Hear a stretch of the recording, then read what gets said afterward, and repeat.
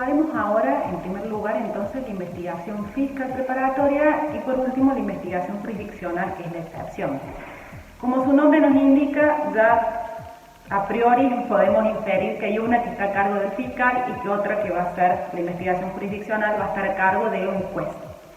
La investigación fiscal preparatoria es la clásica, ¿sí? Es aquella sobre la que nos hemos venido refiriendo a lo largo de todo el programa, ¿sí? Es la regla.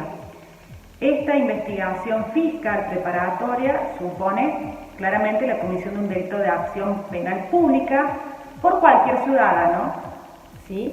Y tiene dos sujetos públicos que tienen funciones sumamente claras y delimitadas: el fiscal de instrucción y el juez de control. Entonces aquí vamos a ver entonces en la diapositiva que en un primer lugar está caracterizada la función del fiscal de instrucción y luego abajo está caracterizada la del juez de control, ¿sí?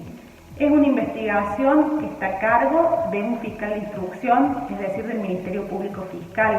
Esta división de tareas obedece ¿a qué? Obedece la secuencia que establece la Constitución sobre las funciones de acusar, juzgar y castigar, ¿sí?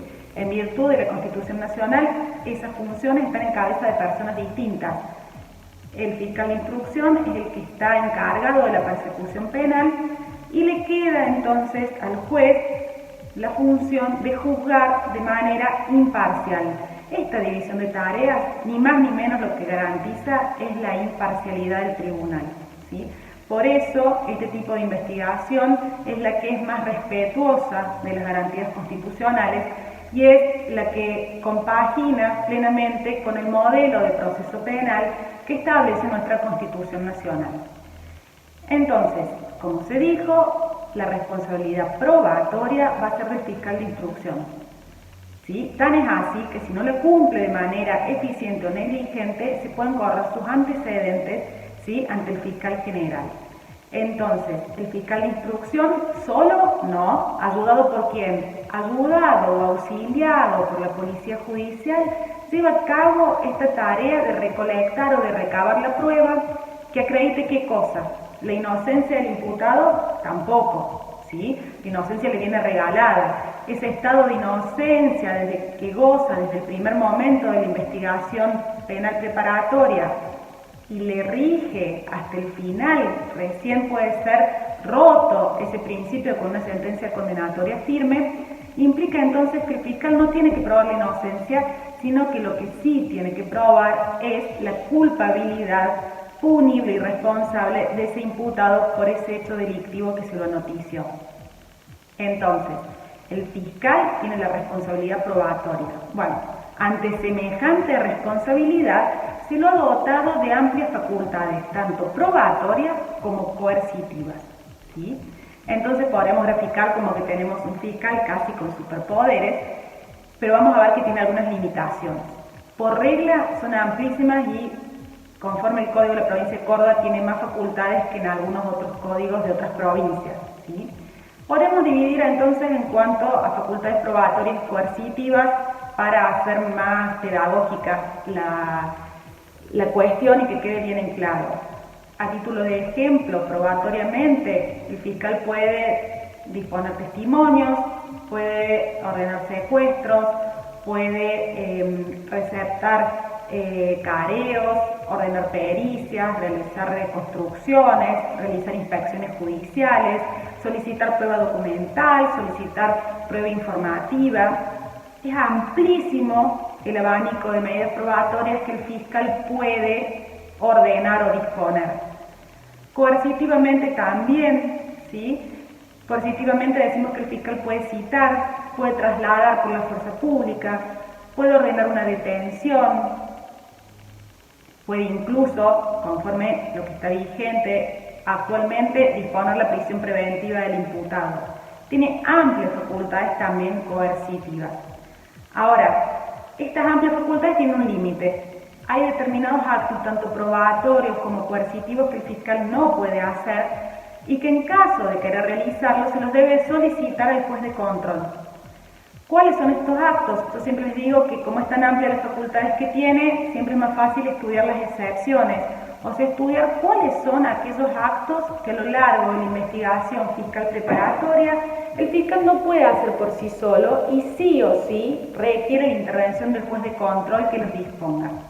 Ellos son el allanamiento, la intervención de comunicaciones, la interceptación de correspondencia, trabar embargos, ordenar una incomunicación, ordenar la internación provisional para aquella persona que a través de una pericia se estableció que no ha podido comprender el hecho ni dirigir sus acciones, es decir, que estamos en presencia de un inimputable. Tampoco puede, como dijimos en el desarrollo de esta unidad, en las causas con preso, disponer la prórroga de las actuaciones. En este caso se lo debe solicitar al juez de control. Y tampoco puede el fiscal por sí solo disponer el secreto de las actuaciones. ¿Se acuerdan que dijimos que en caso que el imputado no hubiese declarado y en consecuencia las partes tuviesen acceso a la causa, si fuese necesario para garantizar los fines del proceso volver a cerrar la causa, es decir, ordenar un secreto, el fiscal se lo debe pedir al juez de control. Entonces, el rol en cuanto a recabar la prueba es exclusivo del fiscal de instrucción. Puede estar acompañado por el querellante, ¿no? Pero en cuanto a órgano público, la responsabilidad probatoria, quien lleva a cabo, quien impulsa, quien conduce esta investigación, es el fiscal de instrucción. ¿Qué hará el juez de control? Dijimos entonces que para garantizar la imparcialidad del juez, este juez no tiene facultades, ¿sí?, de producir prueba o de dirigir una investigación. El juez de control podremos escindir en dos sus funciones. Una, que va a ser la de realizar todos aquellos actos que el fiscal de instrucción no pueda realizar por sí solo y que se los pida, que es lo que acabamos de ver, ¿sí? Entonces, es realizar todo aquello que el fiscal no puede por sí solo. Y la otra función la podríamos llamar la función de control, ¿sí?, que es una función sumamente importante y de allí su nombre. El juez que interviene durante la investigación fiscal preparatoria es el juez de control. ¿Y qué controla? Bueno, controla determinadas decisiones del fiscal de instrucción que están establecidas entonces en el código como susceptibles de ser controladas, de ser revisadas, ¿sí?, por si ha habido algún error por parte del fiscal de instrucción. Justamente como en esta etapa lo que se busca es que sea una etapa ágil, no es que ante cualquier acto, ¿sí?, se pueda provocar una revisión por parte del juez de control. Son casos que están estipulados, ¿sí? Entonces, tenemos los casos de prejudicialidad, o de archivo de actuaciones, o de prisión preventiva, ¿sí?, el rechazo a la constitución de querellante particular, la denegatoria al mantenimiento de libertad, o la denegatoria a algunas medidas de prueba. En el gráfico yo dividí lo que llamamos oposición de lo que llamamos ocurrencia, ¿sí?, porque el código utiliza esos dos términos y en un principio pareciera que el trámite es diferente. Y acá hay que hacer una aclaración importante que mediante jurisprudencia que ya ha sentado la Cámara de Acusación desde hace varios años, desde el año 2011, en los precedentes Barbero y luego lo reiteró por ejemplo en Colmenares, ha dicho que cuando se provoca una revisión por parte del juez de control, por la persona que quiera atacar esa decisión del fiscal, cualquiera de las que hemos enunciado, el recurso es siempre el mismo, si pudiésemos llamarle recurso en el sentido amplio, ¿no?, porque nos estamos refiriendo a una decisión de un fiscal. La forma, el medio es siempre el mismo y dice que es la forma establecida en el artículo 338. ¿Y qué nos dice el 338? Nos dice que debemos plantear esa oposición ante el fiscal de instrucción, quien analizará la situación y si mantiene su criterio, lo elevará al juez de control, ¿sí? Solamente en el caso de la acusación está prevista que se plantee la oposición y que de manera inmediata se eleve al juez de control, es decir, que en la acusación no se ha previsto, el legislador no ha previsto que pueda haber una revisión por parte del fiscal de instrucción de su criterio. Entiendo que esto se debe a que semejante medida como es considerar que probabilidad para pedir que una persona sea llamada a juicio, ¿sí? Que se realiza un juicio en contra de una persona porque está acreditado con probabilidad del hecho, es muy difícil de pensar que el fiscal pueda modificar ese criterio. Por eso, para darle mayor agilidad a la investigación, ese es el único supuesto en el cual no está prevista la posibilidad de que el fiscal revea el criterio sustentado. Para el resto de los supuestos, entonces, primero el fiscal analiza si mantiene su criterio y en caso de mantenerlo, allí eleva las actuaciones entonces ante el juez de control, que es quien va a resolver la oposición. ¿Por qué es importante esto? Porque de la lectura del código pareciera poder entenderse que algunos de los supuestos, que ahí en la diapositiva están bajo lo que llamamos ocurrencia, se establece que se presentaría ante el juez. Y en ese caso, si somos abogados de la matrícula y estamos ejerciendo, presentarlo ante el lugar equivocado nos trae consecuencias, ¿sí? El recurso lo veremos más adelante, pero deben ser presentados en tiempo y en forma. Entonces, si lo presentamos ante el juez de control, será un error conforme a esta jurisprudencia. Por lo tanto, cualquiera de los supuestos enunciados se debe presentar ante el fiscal de instrucción. Los supuestos son los taxativamente enumerados en el código y jurisprudencialmente se lo abrió para otro supuesto que es cuando haya un gravamen irreparable. O sea que solamente se puede atacar otra decisión del fiscal cuando se invoque cuál es el gravamen irreparable que esa decisión ha causado. Si no, no se puede provocar una revisión de esa decisión. Ahora bien, situación distinta es la del artículo 333 del Código Procesal Penal y allí sí está previsto que la persona ocurra directamente ante el juez, ¿sí?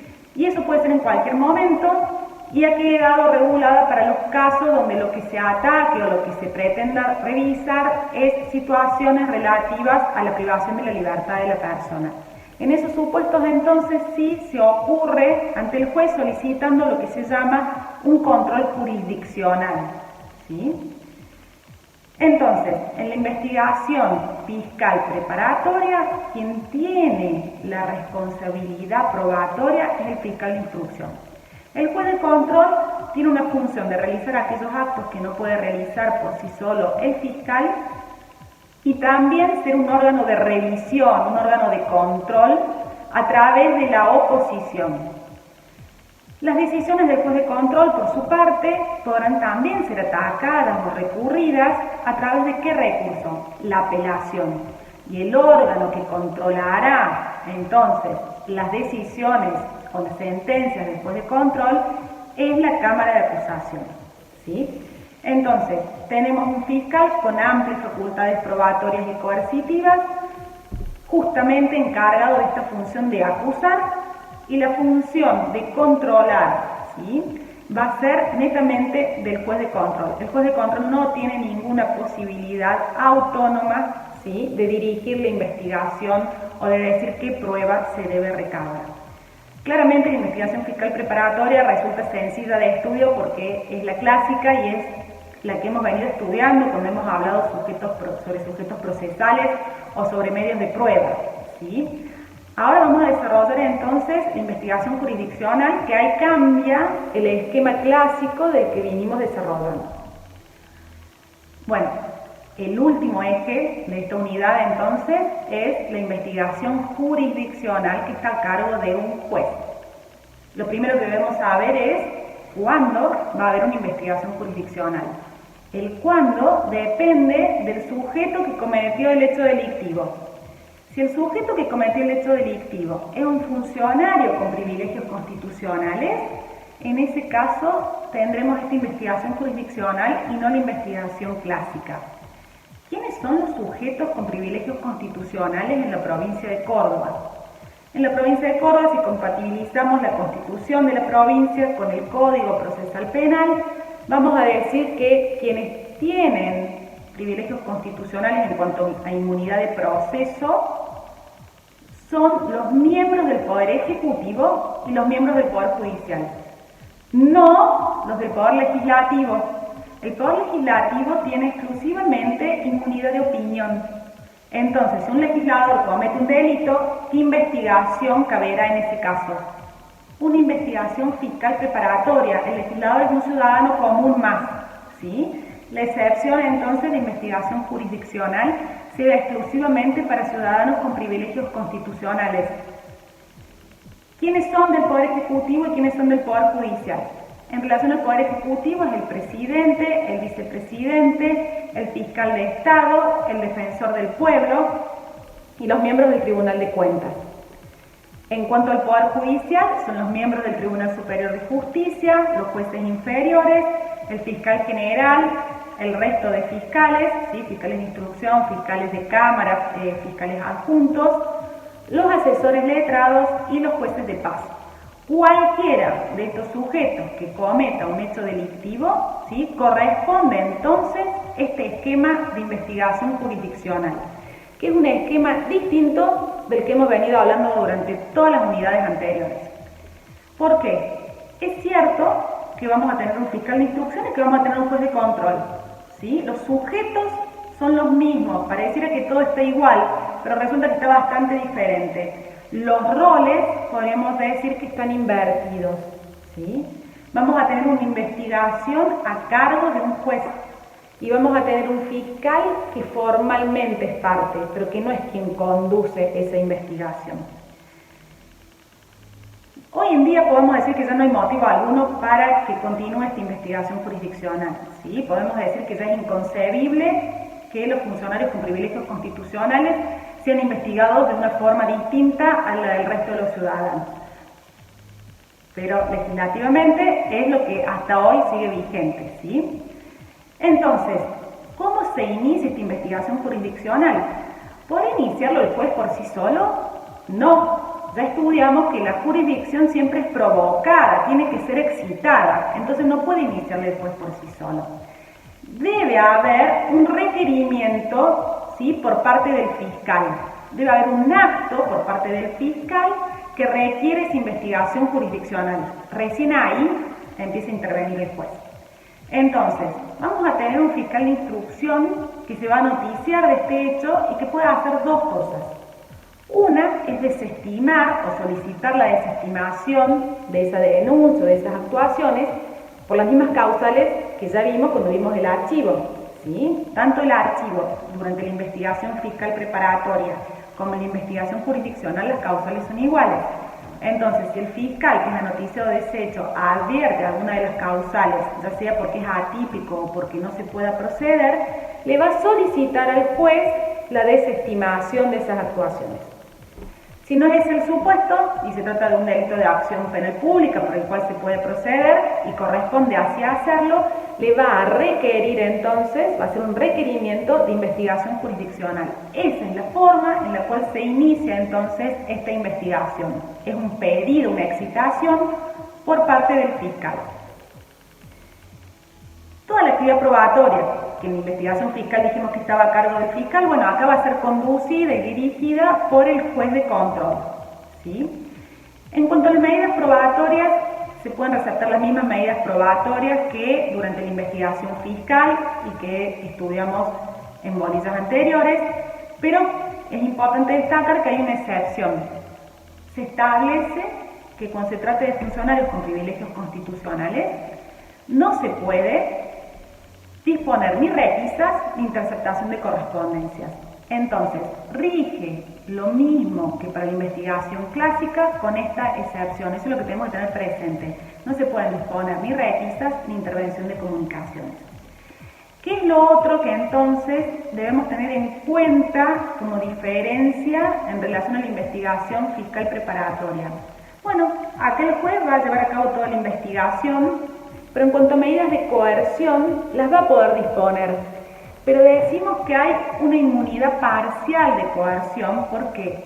Porque para poder disponer una medida de coerción en contra de alguno de estos funcionarios, debe requerir previamente el allanamiento de la inmunidad.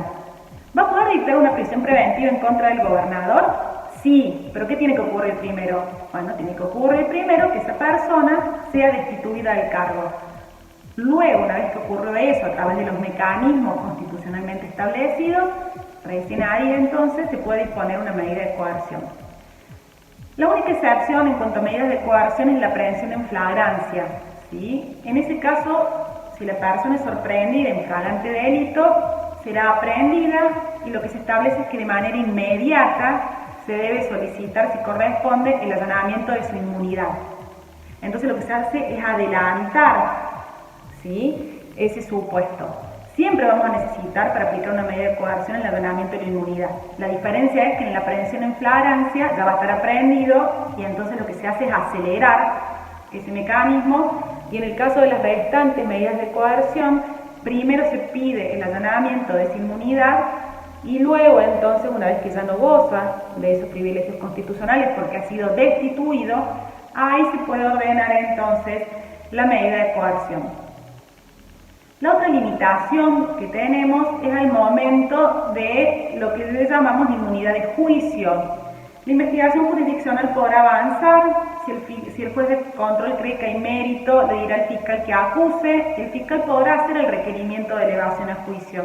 Ahora, para que esa persona con fueros pueda ser sentada en el juicio, se va a necesitar que previamente se le allane entonces también su inmunidad.